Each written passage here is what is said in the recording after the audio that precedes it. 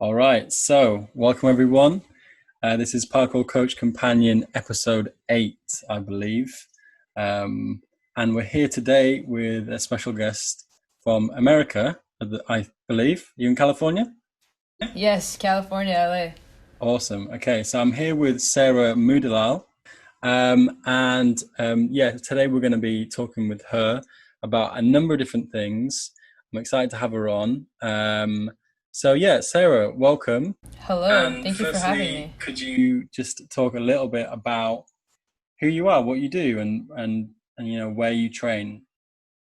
Sure, my name is Sarah, as he introduced, and I live in Los Angeles, California. I started parkour about 5 years ago. The anniversary of when I started was July 1st, which was pretty cool. And I don't know, as always, when you're younger, you jump around not knowing, what you're doing and realize that, oh, parkour is this actual sport. And when I found out about it, I immediately fell in love because the flow of movement, the way the body moves, and it's limitless of what the body can do, and that fascinates me very much. And um, I graduated college with a bachelor's degree in business marketing, and I'm 25. Yeah, I mean, that's a little bit about me, I guess. Hmm.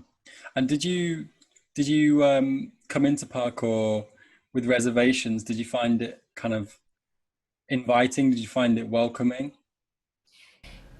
You know, I found it very welcoming. It's funny.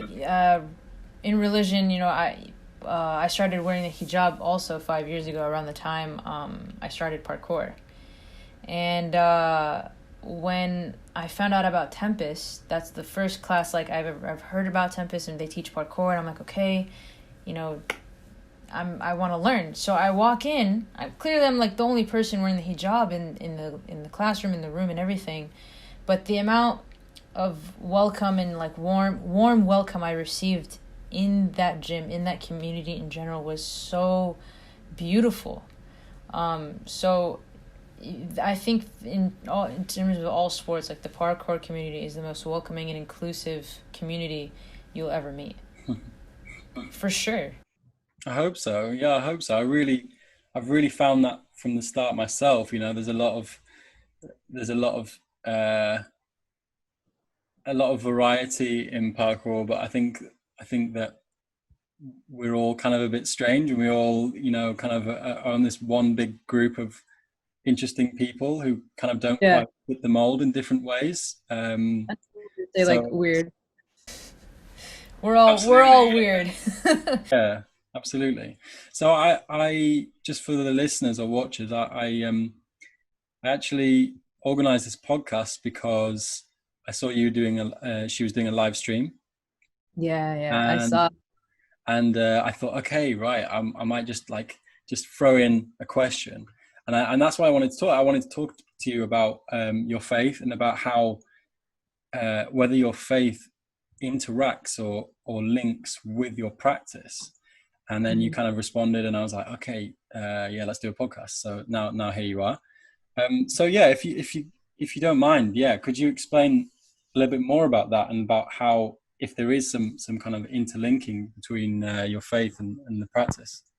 Sure. Girls in general, growing up and practicing faith, a girl starts wearing her hijab, or is supposed to start wearing her hijab when she reaches puberty. Now, some girls get it early, some girls later on, but the thing is that either way, you're probably girls get in between the ages of like 10 and 15. And for religion, in a religion perspective, or actually like in an understanding perspective as a child, like you don't have a full aspect of what your religion, or you don't have a full understanding of what your religion is all about. So for a woman to wear a hijab at such a young age, for me personally, I wasn't ready for it. And growing up, I loved doing sports. I love just action and movement and all of that. And I wanted to, and I be wearing the hijab was always in the back of my mind, and I wanted to figure out specifically how can I train comfortably while also still practicing my faith. And I've always been looking for like thin fabric, but also like to a modest wearing kind of thing. And when I eventually put it on, I'm like, okay, like I guess you'll cross the bridge when you get there. And I look back at all my videos from when I started wearing hijab and what clothes I'm wearing to what I'm wearing now. It's a journey of just trying to figure it out, but also trying to stay true to your faith. And it's sometimes really difficult at times. And it's when you're training out in the hot sun, it's sometimes you're just like, you just get demotivated and want to like not do anything, because you really are wearing more layers than the average person Sure. when on a hot day. And it's sometimes pushing through that when training and practicing faith at the same time. So overall, in general, it just makes me feel stronger, I guess, because it's just the mindset that you create and you move forward with that helps you in other situations in the long run. Mm-hmm.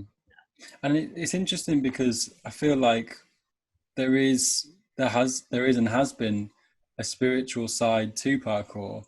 I don't know how much you know about people like Daniel Bakker and some other well-known practitioners, but there's definitely links with their own faith. I know Danny is a strong Christian and believed that in doing parkour he finds a connection with God and a connection with his own spirituality. Is that something you experience as well? I've definitely experienced more being one with myself and appreciating myself more, and like loving myself in a way, because parkour has this certain aura, this certain zen that you get, even though sometimes when you're training, you're just like, you're thinking about just, you want to get in line, you're getting angry, you want to finish what you want to do. But at the same time, when you look back at what you do, it makes me more spiritual in a way, because like you're thankful for what you have, you're thankful for what you can do, you're thankful for what you like you've been blessed with as well. So in a way, like, I mean, it does help you reconnect, for sure. Because some people are not able to jump, or some people can't exercise, and you just count your blessings all the time. For sure, yeah. I feel like with a lot of practitioners, we're very focused on progress and not always about being grateful for the progress where we've got to.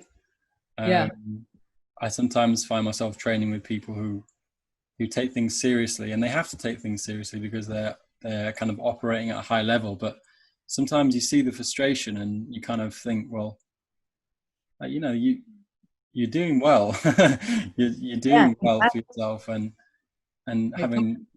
No, I'm just saying, don't push yourself too hard sometimes. I mean, if you want to go to the next level, it's also that mental state that, again, in parkour, it's something that, like, I mean, I'm sure it happened with you too. Your mental game and your mental strength increased tremendously from where you started to where you are now. But it also helps you like make decisions in real life, kind of thing. You're more decisive, in my opinion, from where I started from where I am now, right?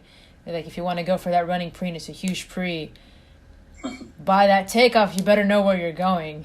You know what I mean? It's kind of like those kind of situations, for sure. Yeah, that's interesting. Yeah, making decisions, because I guess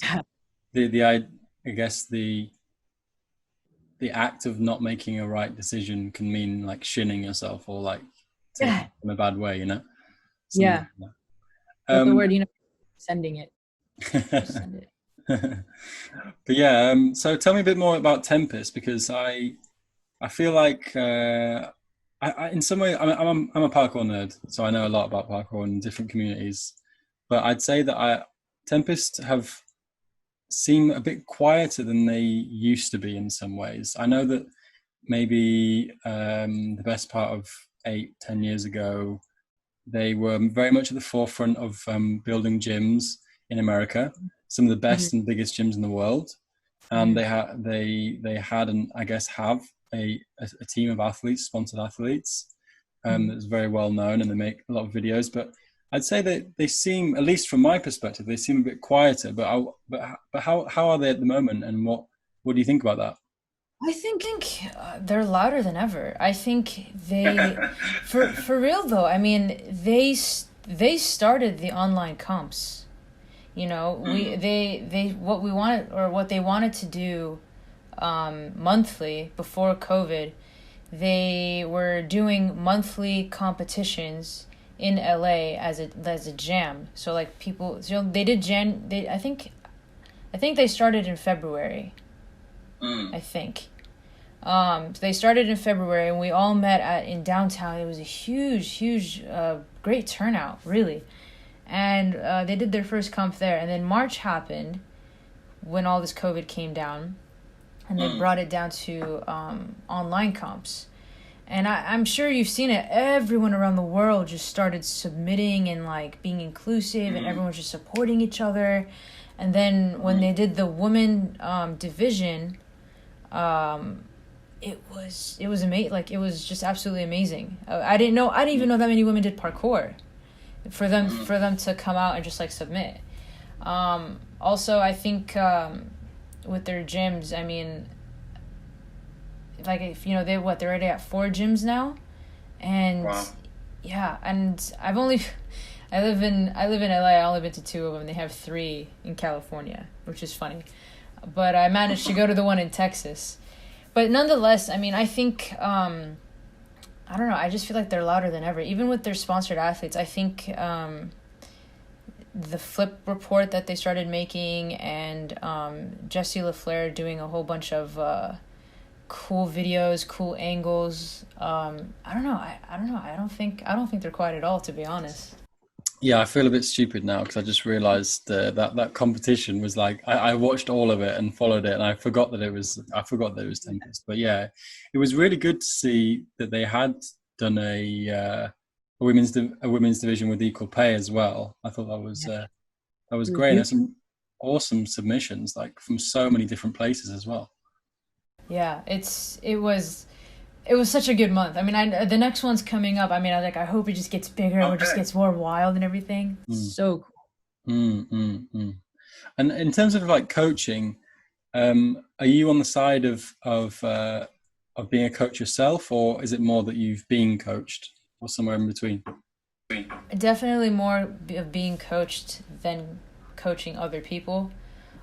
Sure. Um, I still have a lot to learn, and in terms of Mm. coaching, I have to develop a lot of patience, which I just need to develop more. I don't have as much patience as I see the other coaches have. Mm. But being coached from Tempest from day one till what I know today, I wouldn't have been where I am today without Mm. without being coached in Tempest. To be honest, like I'd be completely lost. And so, what's their sort of style with coaching? You know, were you in big groups? Did you have any private tuition? What was it like? Sure. So they have like I think 5 or 6 different levels. They have it's in bands, right? So there's white, there's green, then light blue, dark blue, then yellow, then Mm. red, then black. So 9, 9. And then so it's they start with basic vaults in the for beginners course, and then you start with in the next band you go maybe like higher intense vaults, and then third one is you actually incorporating like running pre's, and then the fourth one you do flips, and then as you move on, like it helps you put together what you've learned from the beginning. That was really loud. And start making lines after that. And just start making lines. And I think like all the way till the very end of, if you want to get the black band, I think you have to like make your own compilation video. It's pretty wild, like how they put that together. But you got to make your own compilation video and your lines and edits and things like that, and then you'll like be promoted to that last band. But yeah, that's how they do it. And then their open gyms. I gotta stop that. Okay. But and their open gym is again, their facility is just like, it's limitless to what imagination that you want to do in that gym. In yeah, it's just beautiful, really. And so, what sort of coaching style? It's quite a hard question, but what sort of coaching style has kind of spoken to you? Because I know there are a lot of different coaching styles, and some people are kind of more strict and more like pushing you, and then there are other coaching styles which are more relaxed, or more that are kind of more casual. What sort of things help you? So what helped me actually, the majority of the coaches are relaxed, but all of them saw potential in every student. So when they say like, hey, I want you to do this jump, they believed in the student before they believed in themselves.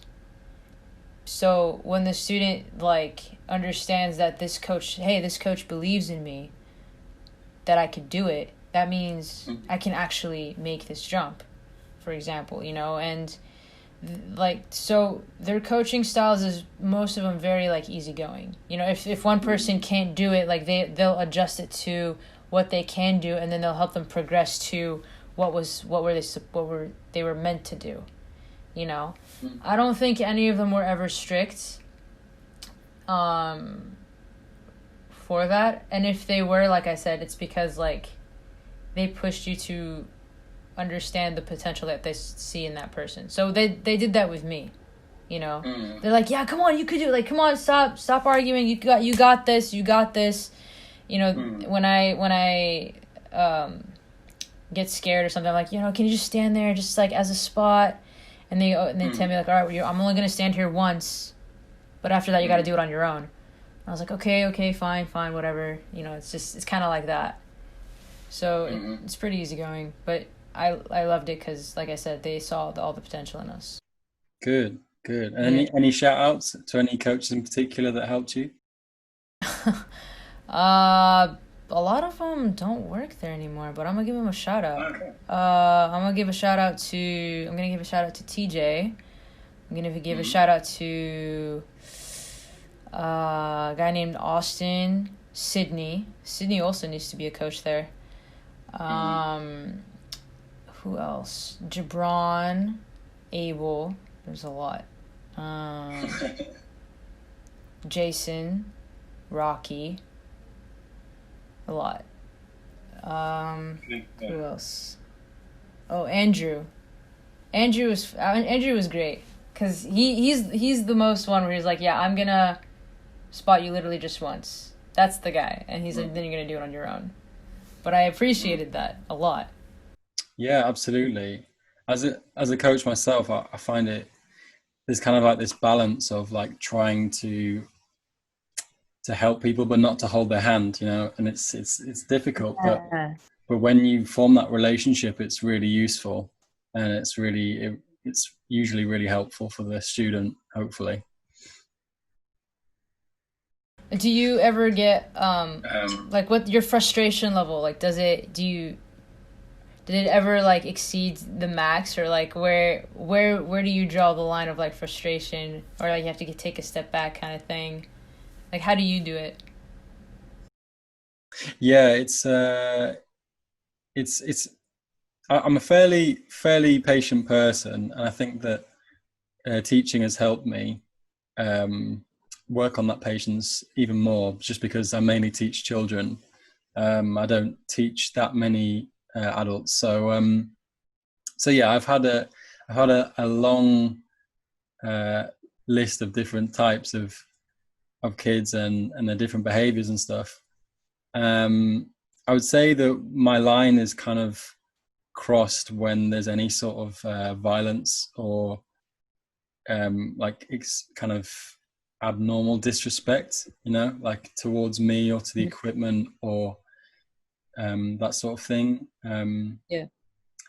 There's been occasions where there's been kids who are actually really good, but they are, for whatever reason, really disruptive, and that can be frustrating because I can see how much potential they have, but then I can't teach them if they are a danger to the class.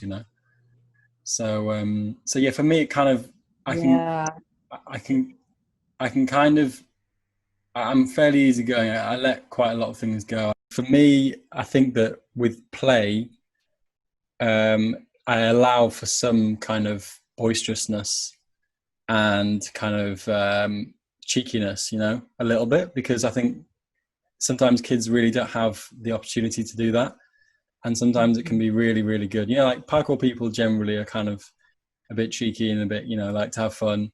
So I think that I allow for some of that. But if the safety is compromised, then that's I think I quickly turn quite firm just because I've seen accidents and I've had to deal with accidents, and it's never a pleasant experience. So yeah, that kind of like flashes through my head, and I'm like, I have to kind of rein it in.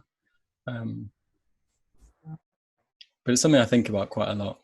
The thing I liked what you said though is Think about quite a lot. you said teaching helped me become patient.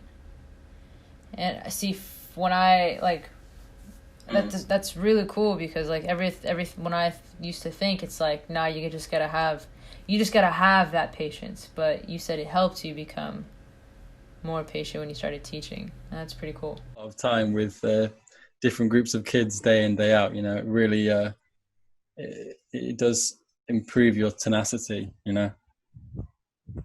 Maybe. I'll think about it. I think when I did a kids camp once. It's my patience level went down, but because the kids were just so wild, different. Yeah, it depends on the kid too, but yeah. And so, kind of a bit more about you, like who inspires you in your own practice, and who do you look up to? Okay, so when I first started following people on social media for parkour, I think one of the first people I followed was Jason Paul. Um, that's what the algorithm brought me to. And I really, really look up to him in terms of flow. His flow is just so like water. It's so beautiful and so it looks simple, but it's complicated, but that's how good he does it. He makes it look easy. Um, and then I remember I followed. Oh, there's this one time Pasha. Pasha is also a great one. And when I first started parkour, there was a time where Pasha was visiting, and he collabed with Tempest, and he was teaching workshops for like a couple days, and I was like, who's the boss? Like, who is this guy? Like, why are they calling him the boss? Like, is it just, I don't know. And then I saw his social media posture of the boss. And I was like, okay, like, who is this guy? So I trained with him. And then I was like, okay, now I realize why they call him the boss. Because he's also like they both actually inspired me to be very, very creative and flow. Because it's not always about power. It's, parkour is a lot of different things. And from the girls, I think when I first met Sydney, I think when I first entered Tempest, she was in the front desk, and then I met her, and when I found out she does parkour, and I found her on social media, she was very, very like inspiring to me, in terms of like, okay, wow, like if she's doing all this, like there's no limit to what we all can do. You know, she definitely sets the bar for that. And I really like enjoy watching her a lot. Another person that inspires me, I love watching Lynn. Lynn Lynn is amazing. You know, I see her stories every day. She's literally working out, training, you know, working on specific things like her climb ups, or when, you know, when she was in her journey to like healing her shins, you know, it's, and the other day when she posted a video, and it was just so beautifully done. Like, she moved so swiftly. She's like one amazing athlete as well. Who else? There's a lot. There's Katie, there's Renee, there's Hikari. They all have their own style. And I think let's see. There's this other girl named Georgia Monroe. Yes. Yes. She's power. She has power. That, and when I saw, like, when she submitted her line for the Tempest online comp, I'm like, wow, like, from the time I started following her, like, her power, she's probably going to be jumping in further than a lot of men, for sure. Another one who does flow very beautifully is Camila Stefano from Brazil. Yes. She's I met her for the first time in Florida. We were doing a competition, and she kicked all of our asses at 13. She was a total beast. It was like, and I think I met her 2017, so 3 years from that day till now. It's just like, you've seen, like, the progress is clearly only going to go up. You know who else? Fosky. I really just enjoy flow. There's a lot of people. Fosky also, like, is a flow master for sure. And Joey Adrian. I think what I really like about Joey Adrian is how easy it is to just jump and do a flip. I still can't do that. Just jump easily and just do a flip. He just throws he throws backflips, castaways, palm flips, all that in like one line. And I'm like, are you not tired? Are you not you still have the spring to do all that? It's crazy. But yeah, there's a lot of people I look up to. Inspiration. That's a good long list. Yeah, that's a good long list. Yeah. Yeah. It's Fosky's a huge inspiration for me as well, and it's a shame that he's been injured for a while now. I don't know how much you know about it, but apparently, he's had a pretty serious, I think it's a serious knee injury. So he's been out. Yeah. Really? No, I honestly did not know he was injured at all. Yeah, so he's not been not been moving for a while now. I think he was in a competition, and he did a side flip, which was pretty high, a quite high drop, and his knee just went. I think I could be wrong, but I saw a clip of him kind of holding his knee after doing this flip, and yeah, he's not really posted any movement for a while now. I think he's been quite severely injured for a while now. So hopefully he'll get back on top of it, because yeah, no one. I've seen Fosky move in person, and he's one of the few people that seems more animal-like than human-like when they move. he really moves like a beast, like a wild cat or something. I agree. I think he's from... Is he from Spain? No. Yeah. He's from Spain, right? Yeah, Spain. A lot of athletes in Spain moves in a similar way. and I don't know, I really love their style. Really, really love their style, because it's like, I guess they all take points from each other. That's why they're all similar, but like they're just focused on flow, and no I can't speak English. They're focused on flow and to take as least amount of steps as possible. I don't know, a lot. Every time I see someone from Spain, I'm like, wow. Like I never not liked one athlete that's from Spain. They're all amazing. For sure. Yeah, the Spanish have been probably my biggest inspiration. That's definitely my preferred thing to watch and preferred way to move. Like I love flow a lot, and yeah, it's kind of my thing. But I was going to ask you as well. So you've created an Instagram page called Parkour Women. Sure. So Parkour Woman. It started actually with the name Free Run Woman. And last year I actually did try doing a little bit of research. I'm like, are there any parkour women pages out there? Because nothing, of course, like there's nothing wrong with the other pages, showing guys, like other guys and other men doing parkour and doing really big moves and things like that. But like, if we want to talk like biologically, like, yeah, a lot of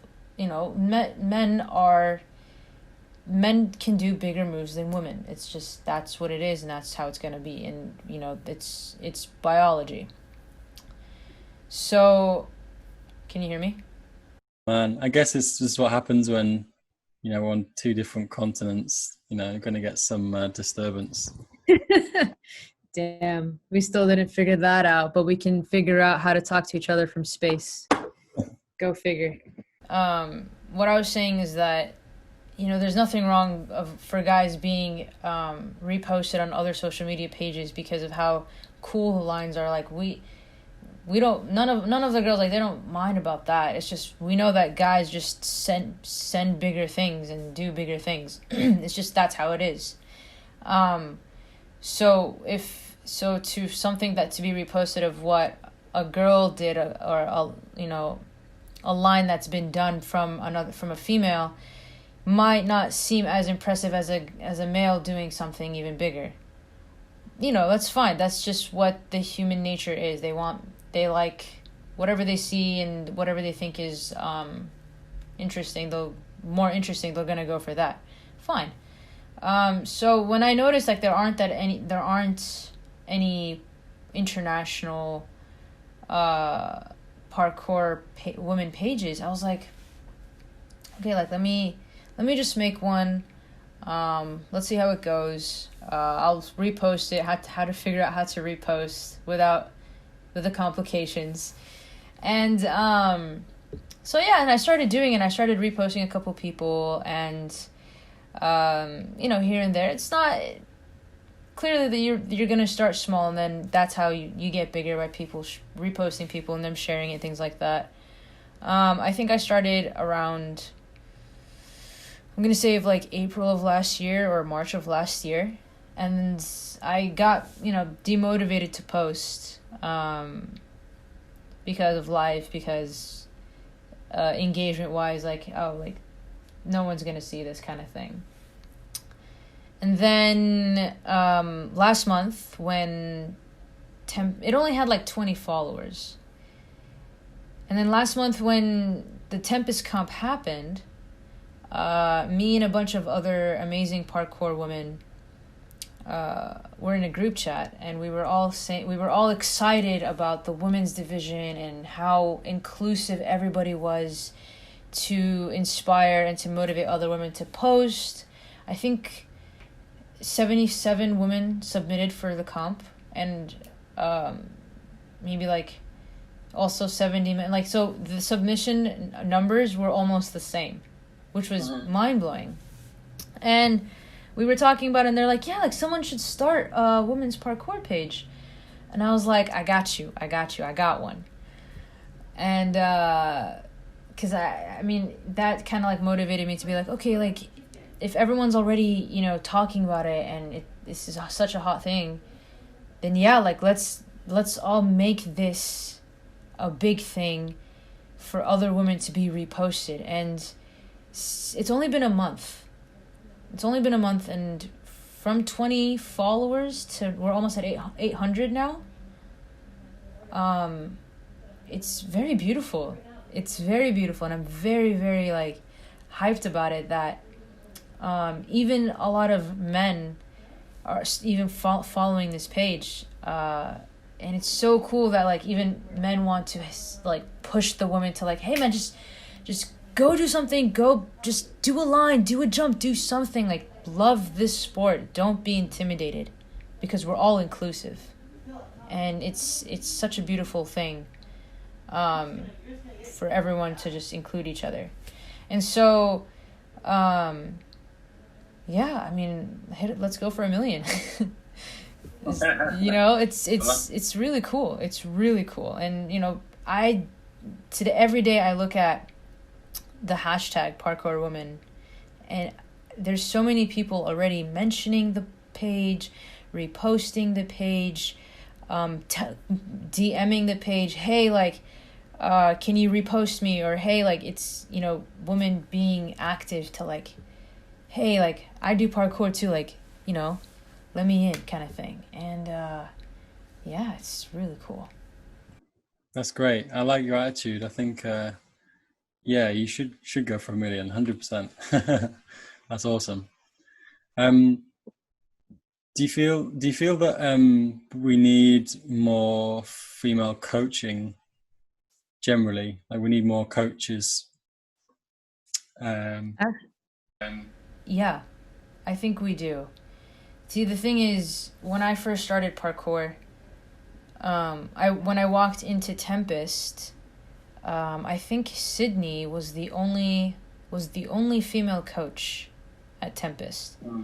And that was very reassuring to me, because it's been a male dominated sport for such a long time. And again, like, you know, just like a lot of sports are, it's just the problem is not the men. It's maybe a little bit intimidating. That's why women are not stepping up. But the problem is the women don't want to step up and not be intimidated, not be scared of what other people might think, you know? And, you know, I've seen that for such a long time. Like, me personally, when I walked into Tempest and seeing Sydney, my dad also came in with me.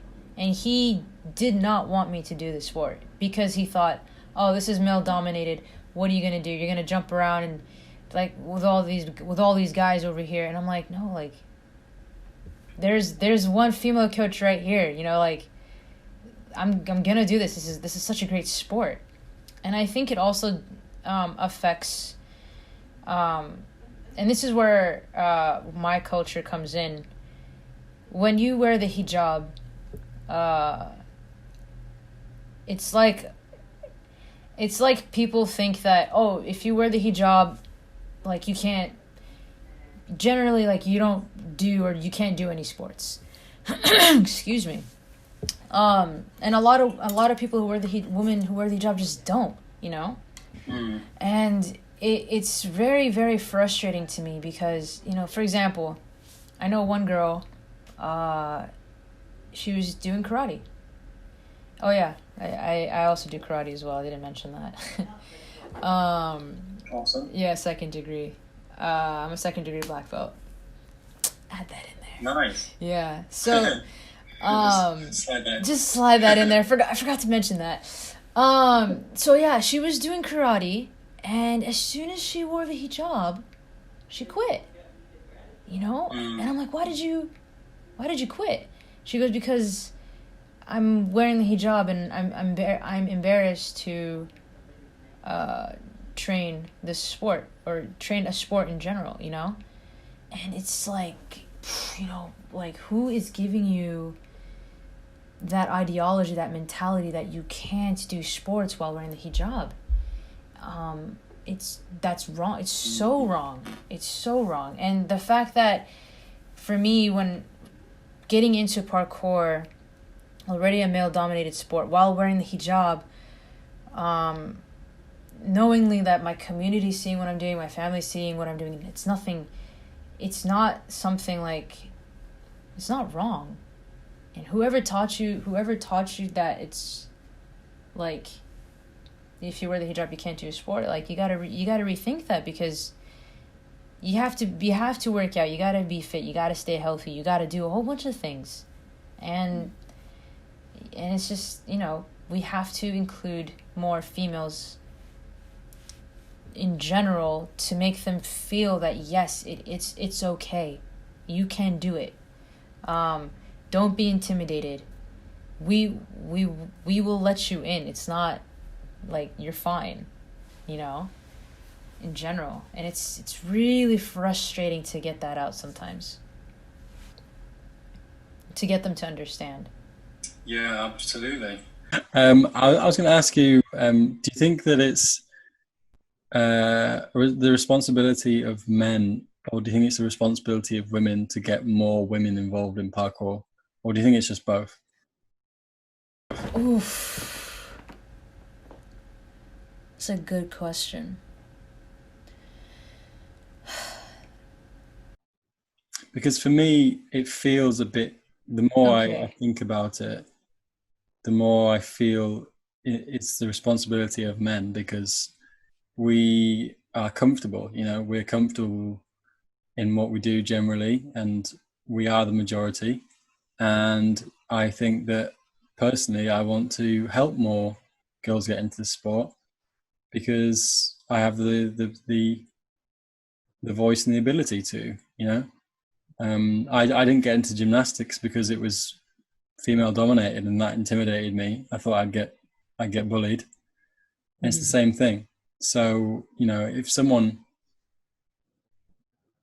if a girl there, for example, really helped me get into gymnastics, and was actively, seeking people like me who were intimidated to get involved, then I feel like I maybe would have done it.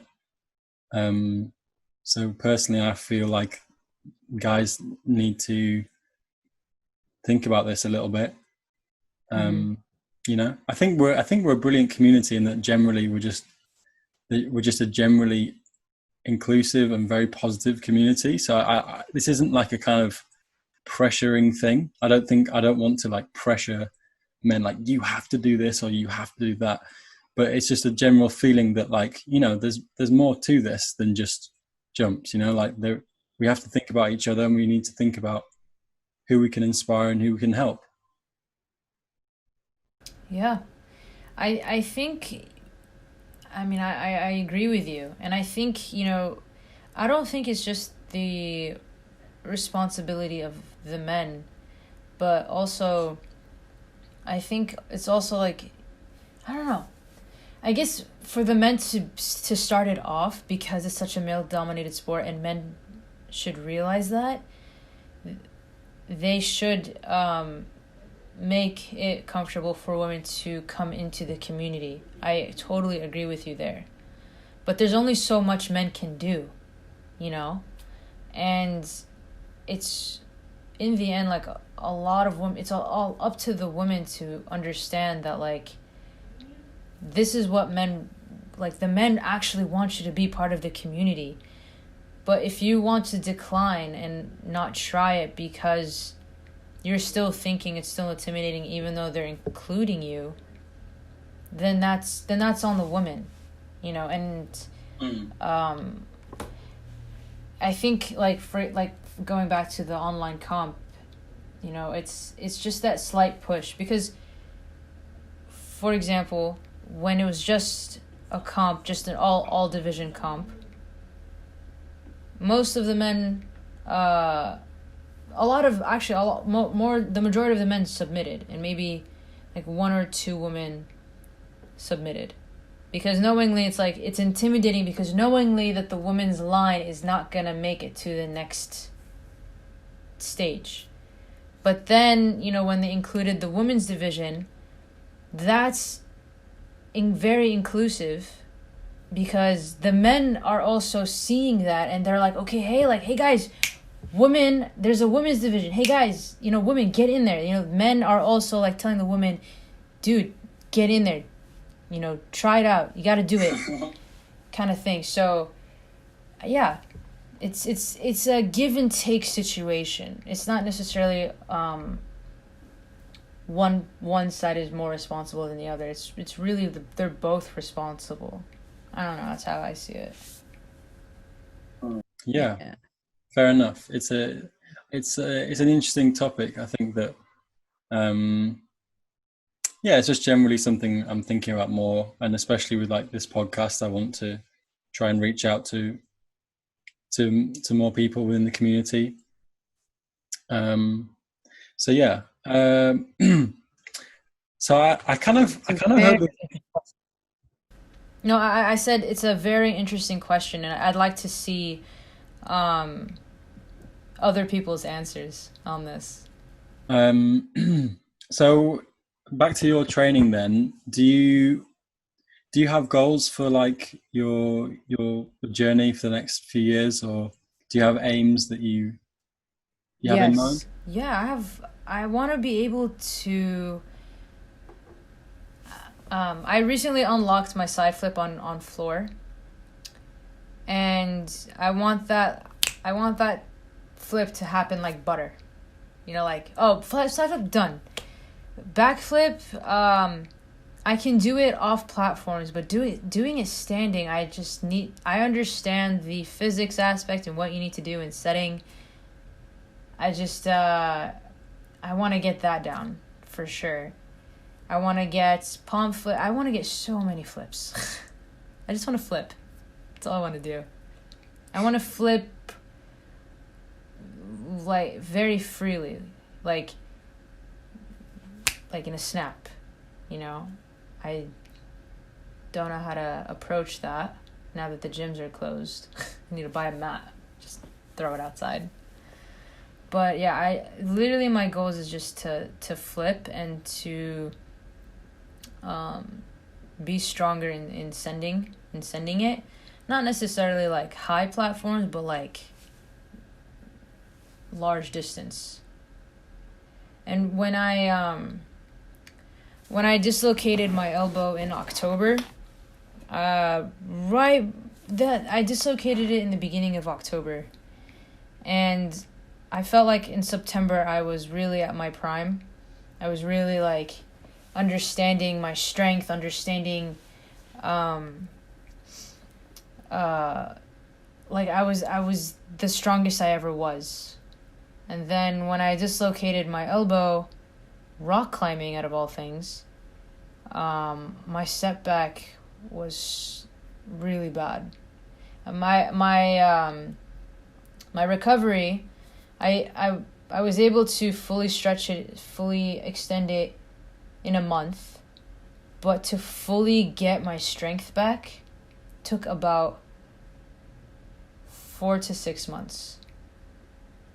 And it was for the average person, getting it back extended, you're done. But like for a person who does parkour, it's just like that. It was tough. It was tough. It was a lot of patience, and I'm like finally like